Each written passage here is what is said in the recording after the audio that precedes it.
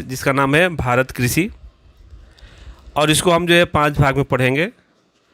आज हम भाग 1 के बारे में पढ़ेंगे और समझेंगे। तो चलिए विद्यार्थियों, आज हम भाग 1 में भारत की कृषि के बारे में विविध प्रकार की जानकारी प्राप्त करते हैं। विद्यार्थियों, पाठ 10 भारत कृषि।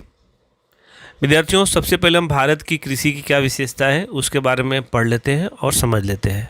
तो चलिए देखते हैं।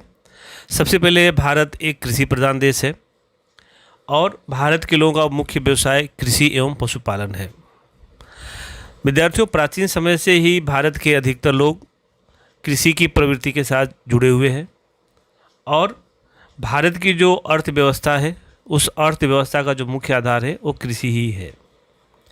कृषि भारत का एक महत्वपूर्ण संसाधन है और भारत में लगभग 60% से अधिक जो श्रमिक हैं, जो मजदूर हैं, वह प्रत्यक्ष रूप से या परोक्ष रूप से कृषि कार्य से संलग्न हैं या जुड़े हुए हैं। भारत के लोगों को भोजन की आपूर्ति कृषि के माध्यम से होती है। साथ ही साथ जो छोटे बड़े जो उद्योग हैं उनके लिए कच्ची सामग्री, कच्चा माल वो कृषि के माध्यम से ही प्राप्त होता है। विद्यार्थियों, राष्ट्रीय उत्पादन में कृषि का लगभग 26% का योगदान है। इसके अलावा 18% जो हिस्सा है वो निर्यात क्षेत्र का है, यानी भारत में से जो अलग अलग प्रकार की जो फसलें हैं, जो पैदावार है, वो विदेशों में जो है निर्यात की जाती है, दूसरे देशों में निर्यात की जाती है।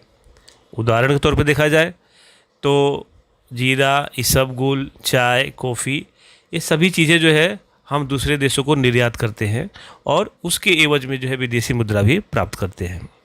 तो विद्यार्थियों, ये हो गया भारत के कृषि की विशेषता। अब हमें ये देखना है कि कृषि के लिए क्या अनुकूलता होनी चाहिए।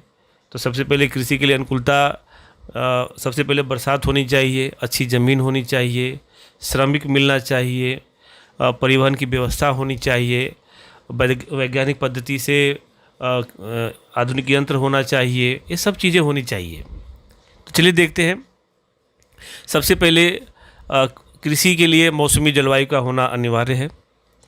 कृषि के लिए अनुकूल जलवायु हो तो अच्छे पैमाने पर जो है पैदावार ली जा सकती है। कृषि के लिए पर्याप्त मात्रा में सिंचाई की व्यवस्था हो, कुशल एवं मेहनती किसान होने चाहिए। कृषि की अच्छी पैदावार के लिए रासायनिक खाद की व्यवस्था होनी चाहिए, उन्नत प्रकार के बीज की व्यवस्था होनी चाहिए, आधुनिक यंत्रों की व्यवस्था होनी चाहिए और वैज्ञानिक पद्धति से कृषि के लिए अलग अलग पद्धतियों का जो है उसमें उपयोग होना चाहिए। यदि हम वैज्ञानिक पद्धति का उपयोग करते हैं तो उन्नत प्रकार के बीज का जो है संशोधन कर सकते हैं। सिंचाई की जो पद्धतियां हैं वो जो है हम खोज सकते हैं, जैसे फुहारा पद्धति और टपक सिंचाई पद्धति, जिससे जो अपनी प्राकृतिक संपदा है उसका नुकसान भी ना हो और अच्छे पैमाने पर जो हम पैदावार भी ले सकें और अच्छी प्रकार की कृषि भी कर पाएँ। तो इस प्रकार से यदि वैज्ञानिक पद्धति का उपयोग करते हैं तो हम अच्छी प्रकार की पैदावार ले सकते हैं। साथ ही साथ विद्यार्थियों, किसानों को कृषि के विकास हेतु उन्हें उचित दर पे जो है ऋण भी मिलना चाहिए, क्योंकि किसानों की जो आर्थिक स्थिति होती है वो एक समान नहीं होती है। तो इस प्रकार से कृषि में निवेश करने के लिए, कृषि में खर्च करने के लिए किसानों को राहत दर पर जो है कृषि ऋण जो है उपलब्ध होना चाहिए। यदि ये सभी प्रकार की अनुकूलता होती है तो हम कृषि को जो है काफ़ी आगे बढ़ा सकते हैं, कृषि का विकास कर सकते हैं। तो विद्यार्थियों, ये हो गया अपने भारत की कृषि, जिसमें भारत की कृषि की विशेषता और उसके लिए क्या अनुकूलता होनी चाहिए उसके बारे में हमने जानकारी प्राप्त कर लिया है। विद्यार्थियों, अब हम कृषि के प्रकार के बारे में पढ़ेंगे और समझेंगे। तो चलिए देखते हैं। भारत की कृषि को सिंचाई पद्धति के आधार पर, कृषि उत्पादन के आधार पर और आर्थिक प्रतिफलता के आधार पर उसके जो है निम्नलिखित प्रकार किए गए हैं, जो इस प्रकार से हैं। तो चलिए देखते हैं। सबसे पहले जीवन निर्वाह की कृषि। तो नाम से स्पष्ट होता है कि जीवन गुजारने के लिए या पालन पोषण करने के लिए जो कृषि की जाती है उसे जीवन निर्वाह की कृषि कहते हैं, जिसमें जो किसान होता है उसके पास जो है कम खेत होते हैं, जिसकी आर्थिक स्थिति भी कमज़ोर होती है। तो वो किसान जो है मात्र अपने परिवार का पालन पोषण करने के लिए कृषि करता है, जिसे हम जीवन निर्वाह की कृषि कहते हैं। इस जीवन निर्वाह की कृषि में लागत भी कम होती है, पैदावार भी कम होती है और श्रम भी जो है कम होता है। तो इस प्रकार से जीवन निर्वाह कृषि में अपने परिवार का पालन पोषण करने के लिए कृषि की जाती है, जिसे हम जीवन निर्वाह की कृषि कहते हैं। तो विद्यार्थियों, ये हो गया जीवन निर्वाह की कृषि। दूसरा है सूखी कृषि। भारत के जिन क्षेत्रों में बरसात कम होती है या वर्षा नहीवत होती है और जहाँ पर सिंचाई की पर्याप्त मात्रा में सुविधा उपलब्ध नहीं होती है, तो वहाँ की ज़मीन में जो संग्रहित नमी होती है उसी नमी के आधार पर पैदावार ली जाती है। ऐसी कृषि को हम सूखी कृषि कहते हैं। जैसे ज्वार, बाजरी, दलहन, ये सभी प्रकार की जो पैदावार है वह सूखी कृषि के अंतर्गत मानी जाती है। विद्यार्थियों, जो बाजू में चित्र दिया गया है वह ज्वार बाजरे का है। तो वहाँ पर स्पष्ट दिखाई देता है कि वहाँ पर जो फसल है वो ज्वार की है और बाजरे की है। तीसरी कृषि का नाम है नमीयुक्त कृषि। यानी भारत के जिन क्षेत्रों में वर्षा का प्रमाण अधिक होता है और सिंचाई की पर्याप्त मात्रा में सुविधा उपलब्ध होती है, वहाँ पर इस प्रकार की आर्द्र खेती या नमीयुक्त कृषि ली जाती है या की जाती है।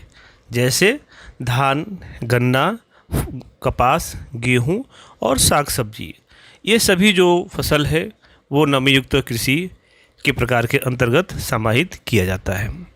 विद्यार्थियों, जो बाजू में चित्र दिया गया है वह गेहूँ है। इससे स्पष्ट होता है कि जो गेहूं की पैदावार होती है उसमें पानी अधिक लगता है। पानी की जो है पर्याप्त मात्रा में जो है उसको आवश्यकता होती है, इसलिए ये वहीं पर लिया जाता है जहाँ पर जो है सिंचाई की सुविधा उपलब्ध हो या वर्षा का प्रमाण अधिक हो। तो विद्यार्थियों, आज हम कृषि के प्रकार में जीवन निर्वाह कृषि और सूखी कृषि और नमयुक्त कृषि के बारे में इस भाग में हमने जानकारी प्राप्त किया है। तो चलिए आगे देखते हैं। विद्यार्थियों, कृषि के जो चौथा प्रकार है वह स्थानांतरित कृषि यानी झूम खेती। यानी स्थानांतरित कृषि में वृक्षों को काटकर उन्हें जलाकर ज़मीन को साफ़ सुथरी की जाती है, समतल बनाया जाता है और उसमें जो है खेती की जाती है। कुछ वर्षों के बाद ज़मीन के उपजाऊपन कम होने के साथ उस विस्तार को जो है छोड़ करके दूसरे स्थान पर या दूसरे विस्तार में स्थानांतरित होकर वहाँ पर इस पद्धति से खेती की जाती है, जिसे स्थानांतरित खेती या झूम खेती कहते हैं। इस कृषि में पैदावार कम होता है और जैसे सूखे अनाज की फसल, साग सब्जी, ये सभी प्रकार की पैदावार जो है इस प्रकार की स्थानांतरित कृषि में ली जाती है। पांचवा प्रकार है बागायती कृषि। यानी नाम से स्पष्ट होता है कि बागान बनाकर या बगीचा बनाकर जो कृषि की जाती है उसे बागायती कृषि कहते हैं। विद्यार्थियों, जैसा कि स्थानांतरित खेती में जो है ये बाजू में जो दृश्य या चित्र रखा गया है उसमें आप देख रहे हैं कि वह जंगल को जलाया जा रहा है, काटा जा रहा है और समतल ज़मीन खेत स्वरूप जो है बनाया जा रहा है। तो ये चित्र से देख करके आपको थोड़ी जानकारी भी ग्रहण कर लेनी है। तो चलिए अपने बात कर रहे थे बागायती कृषि में। तो बागायती कृषि एक विशिष्ट प्रकार की होने वाली कृषि है। यह कृषि बागान या बगीचा बना करके की जाती है। बागानी खेती में फसलों की जो है देखभाल, सुरक्षा एवं सावधानी पूर्वक जो है उसका संवर्धन किया जाता है। इस प्रकार की कृषि में पूंजी निवेश ज़्यादा लगता है, कुशलता भी उसमें अधिक होनी चाहिए, तकनीकी ज्ञान का जो है जानकारी होना चाहिए, यंत्र आदि की सुविधा होनी चाहिए, खाद आदि की सुविधा होनी चाहिए और सिंचाई की जो है पर्याप्त सुविधा होनी चाहिए। संग्रह एवं परिवहन की विशेष सुविधा होनी चाहिए। यानी जो है जो भी पैदावार हो रही है उसको संग्रह करने के लिए और एक स्थान से दूसरे स्थान पर जो है समय सर जो है भेजने के लिए परिवहन की विशेष सुविधा होनी चाहिए।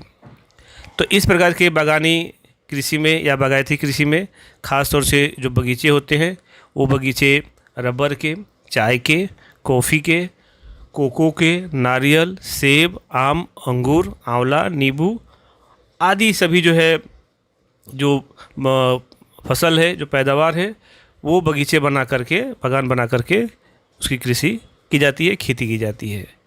तो जैसा विद्यार्थियों जो बाजू में दृश्य या चित्र दिया गया है, जिसमें सेब का बगीचा है, सेब का बगीचा है और उसमें जो है ये सेब की अलग अलग जो है उसमें पैदावार दिखाई दे रही है। आगे की जो कृषि है का प्रकार है वो है सघन कृषि। तो विद्यार्थियों भारत के जिन क्षेत्रों में सिंचाई की पर्याप्त मात्रा में सुविधा उपलब्ध होती है तो वहाँ पर जो है कृषि अच्छे प्रमाण में ली जाती है, और साथ ही साथ जहाँ रासायनिक खाद, जंतुनाशक दवा आदि का उपयोग कर खेती की जाती है उसे हम कृषि सघन कृषि कहते हैं। तो इस प्रकार की कृषि में जो पैदावार होता है वो काफ़ी ज़्यादा होता है।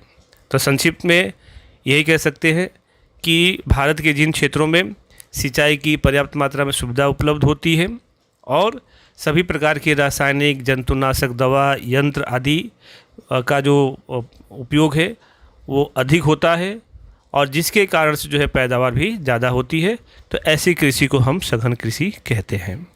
तो विद्यार्थियों ये जो बाजू में चित्र दिया गया है जिसमें धान का फसल है और उसमें खाद आदि जो है छाटा जा रहा है, तो इस प्रकार से सघन कृषि में पैदावार अधिक होती है, ये आपको ध्यान रखना है। तो विद्यार्थियों ये हो गया अपने कृषि के प्रकार के बारे में जानकारी। विद्यार्थियों कृषि की जो पद्धतियां हैं उसके बारे में हम जानकारी प्राप्त करते हैं। कृषि की 3 पद्धतियां हैं, सजीव कृषि, टिकाऊ कृषि और मिश्र कृषि। तो सबसे पहले हम सजीव कृषि के बारे में पढ़ते हैं और समझते हैं। विद्यार्थियों जिस प्रकार से आज जंतुनाशक दवाओं का, रासायनिक खादों का उपयोग हो रहा है, इससे रसायनों के हानिकारक प्रभाव जो है धीरे धीरे दिखाई देने लगते हैं। आज साग सब्जी तथा फलों में रसायनों एवं जंतुनाशक जो दवाएं हैं उनकी उपस्थिति के कारण लोगों के स्वास्थ्य के ऊपर विपरीत असर पड़ रहा है और अलग अलग तमाम प्रकार की बीमारियां जो है बढ़ती जा रही हैं, जिससे पर्यावरण पर भी काफ़ी नुकसान होता है, पर्यावरण के ऊपर विपरीत असर पड़ता है। ज़मीन की जो उर्वरकता है, ज़मीन की जो उत्पादकता है वो कम हो जाती है, घटने लगती है, जिसके कारण से लंबे समय के बाद इस ज़मीन में से फसल का उत्पादन एवं गुणवत्ता जो है घट जाती है। सजीव कृषि ऐसी कृषि है जिसमें यूरिया या अन्य प्रकार के रासायनिक खादों एवं जंतुनाशक दवाओं का उपयोग नहीं किया जाता है। फसल के पोषण के लिए गोबर की खाद, जैविक खाद, कंपोस्ट खाद आदि तथा फसल संरक्षण के लिए गौमूत्र, नीम का घोल, छाछ आदि का उपयोग किया जाता है। विद्यार्थियों सजीव कृषि या जैविक कृषि का उत्पादन पोषण युक्त होता है, स्वास्थ्य के लिए स्वास्थ्यवर्धक होता है और पर्यावरण को जो है नुकसान पहुंचाने वाला नहीं होता है। इसमें प्राकृतिक खाद होती है, मिठास होता है एवं खुशबू होती है।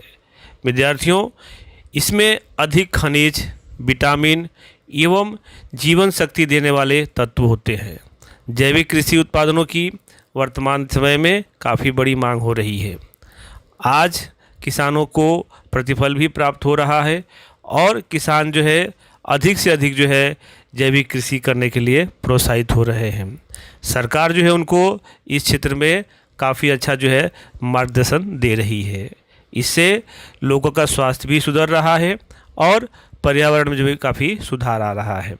तो इस प्रकार से विद्यार्थियों ये हो गया जैविक यानी सजीव कृषि। दूसरा है टिकाऊ कृषि। विद्यार्थियों इस कृषि में ज़मीन का उपजाऊपन लंबे समय तक बना रहता है। इसके लिए फसल को फेरबदल किया जाता है और फेरबदल करके उसको पोषण जो है प्रदान किया जाता है। पोषण के लिए रासायनिक खाद की आवश्यकता जितना ही उपयोग, कीटक एवं खरपतवार नियंत्रण के लिए जंतुनाशक दवाओं के बदले जैविक नियंत्रण एवं जल संरक्षण, इन तमाम बातों पर विशेष ध्यान दिया जाता है। विद्यार्थियों तीसरा प्रकार है मिश्र कृषि। इस कृषि में कृषि के साथ पशुपालन भी होता है, मुर्गा पालन भी होता है, बतख पालन भी होता है और मधुमक्खी पालन भी होता है। साथ ही साथ मत्स्य पालन, यानी जो तमाम प्रकार की जो प्रवृत्ति है वह जैविक भी है और टिकाऊ भी है। तो इस प्रकार की जो सभी प्रवृत्ति होती है उसे हम मिश्र कृषि कहते हैं। ख़ास तौर से कृषि के साथ साथ पशुपालन और मधुमक्खी पालन और मत्स्य पालन जैसी सभी प्रवृत्तियां जो है इस मिश्र कृषि में की जाती है। तो विद्यार्थियों, इस प्रकार से ये हो गया कृषि की पद्धतियाँ और मुझे पूरा विश्वास है कि आपको जो पूरा समझ में आ गया होगा।